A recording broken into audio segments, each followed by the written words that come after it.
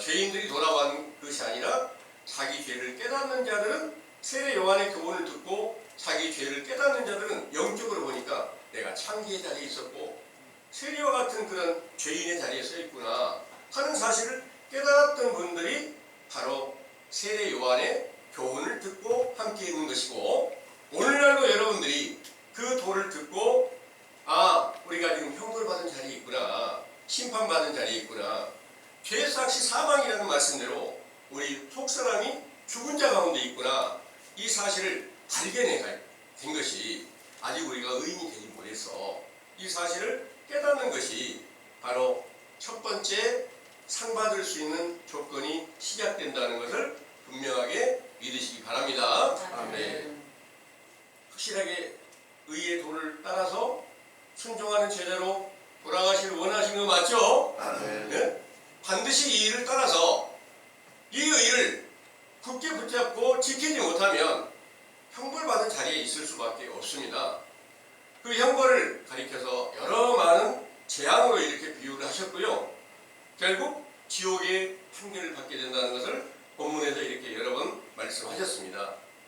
예수님께서 오셔서 이 모든 성경 말씀을 완성하실 때 마태복음 5장 산상수훈에서 이르신 말씀을 참고해 보겠습니다. 마태복음 5장 10절에서 12절입니다.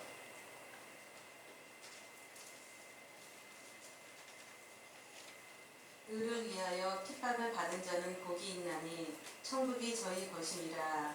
나를 인하여 너희를 욕하고 핍박하고 거짓으로 너희를 거스려 모든 악한 말을 할 때에는 너희에게 복이 있나니 기뻐하고 즐거워하라. 하늘에서 너희의 상이 크니라. 너희 전에 있던 선지자들을 이같이 핍박하느니라. 아멘. 아멘. 여기에 의를 위하여 핍박을 받은 자는 복이 있다 그랬습니다. 선지자 세례 요한이 와서 의의 도로 왔어요. 그리스도의 복음을 전하고 그리스도를 계속해서 그 길을 예비하는 중에 헤롯을 책망하다가 옥에 갇히고 결국은 목베임을 받아서 죽게 됩니다. 의를 위해서 핍박을 받는 거 맞겠죠? 예수님께서도 이 말씀 그대로 의를 위해서 자기 자신이 십자가에 못 박혀 죽으시고 많은 핍박을 받고 결국 십자가에 못 박혀 죽으시고 사흘 만에 부활하신 거 맞죠? 예. 그래서 부활하신 그분이 바로 온전한 상인 줄을 믿으시기 바랍니다. 부활하신 예수 그리스도가 온전한 상이란 말입니다. 그래서 처음에 선지자로 인하여서 주어진 상이 있고 의인이 된 상이 있어요. 그래서 선지자로 주어진 상은 지금 선지자의 교훈을 듣고 함께 그 안에 들어가게 되면 선지자의 상을 받는다.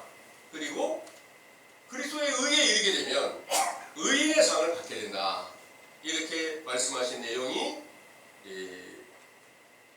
마태복음 10장에 40절에서 42절까지 보겠습니다. 마태복음 10장 40절에서 42절입니다.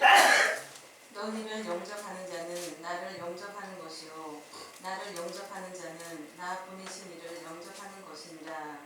선지자의 이름으로 선지자를 영접하는 자는 선지자의 상을 받을 것이요 의인의 이름으로 의인을 영접하는 자는 의인의 상을 받을 것이요 또 누구든지 제자의 이름으로 이 소자 중 하나에게 냉수 한 그릇이라도 주는 자는 내가 진실로 너희에게 이르노니 그 사람이 결단코 상을 잃지 아니하리라 하시니라.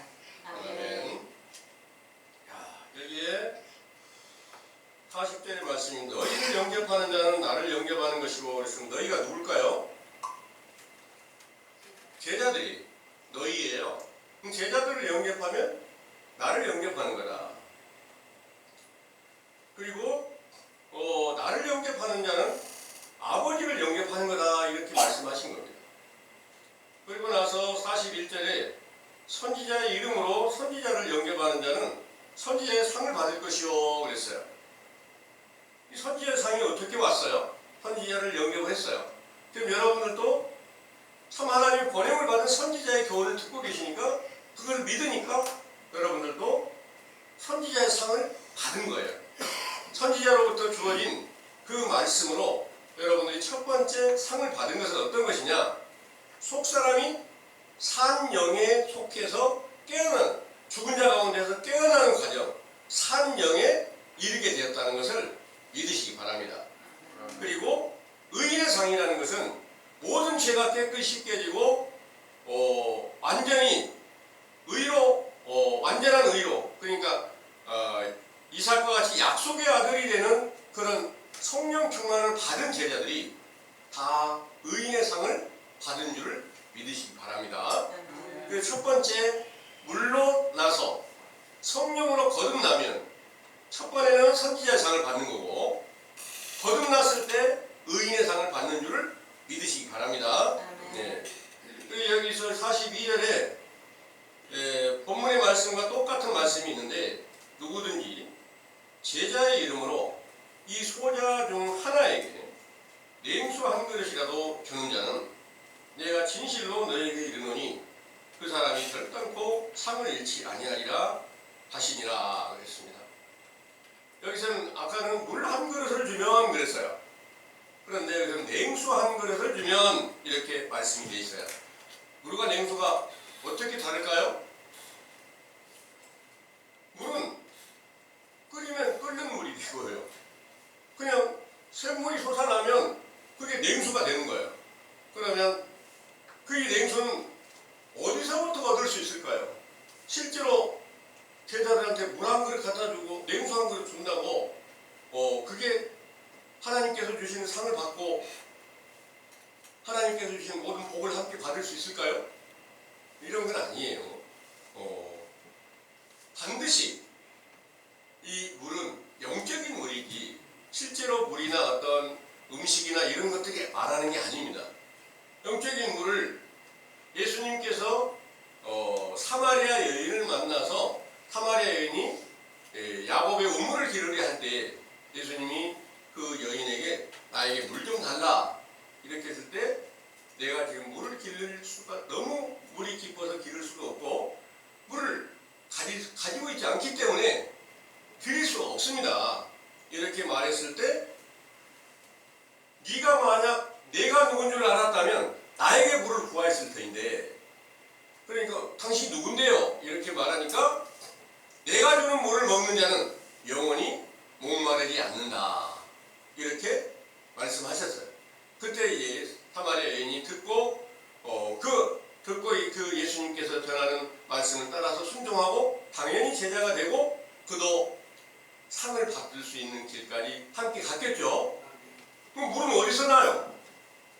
바로 예수 그리스도로부터 전해지는 말씀이 바로 이제 물로 비유를 하는 것이고 냉수로 비유하는 것이지 실제로 어떤 물이나 어떤 음식을 주는 이것에 대해서 말씀하신 것이 아니죠.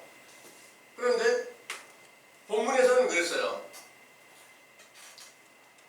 너희를 그리스도에 속한 자라 하여 물 한 그릇을 주면 그랬단 말이에요.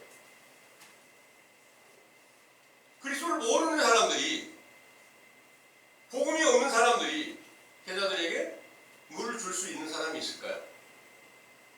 물과 같은 그 생명수와 같은 복음을 줄 사람이 있겠냐 말이에요. 없어요. 그러면 이 냉수를 어디서부터 시작이 됐을까? 당연히 물세례를 베풀고 하나님 권행을 받아서 물세례를 베풀었던 세례 요한으로부터 첫 번째 선지자의 상을 줄 수 있는 그 물이 회개하라는 명령으로 전해지는 거고요. 인자하신 예수님께서 오셔서 영원히 목마르지 않는 물로 언제 제자들에게 주었느냐? 성령 세례를 줄 때 주었어요. 그리고 성령 세례를 받은 제자들은 언제든지 목마른 모든 사람들을 자유롭게 나눠줄 수 있는 생명수 강이 속에서 배에서 흘러다니라는 말씀이 완전하게 응해져서 50절부터 항상 충만한 상태로 모든 사람들에게 복음을 전하는 것이 샘물과 같은 그 말씀으로 다 영원히 죽은 자들을 살릴 수 있는 그런 축복의 말씀 말씀이 전해지게 되었다는 것을 믿으시기 바랍니다. 네. 그래서 모든 일에, 모든 성경에 완성된 예수 그리스도를 영접하는 일을 갖다가 유업의 상을 받는다 이렇게 말씀하세요. 유업의 상. 골로새서 3장 23절에서 24절에 보겠습니다.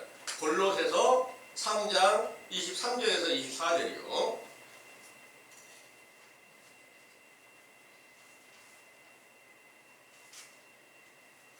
무슨 일을 하든지 마음을 다하여 주께 하듯 하고 사람에게 하듯 하지 말라.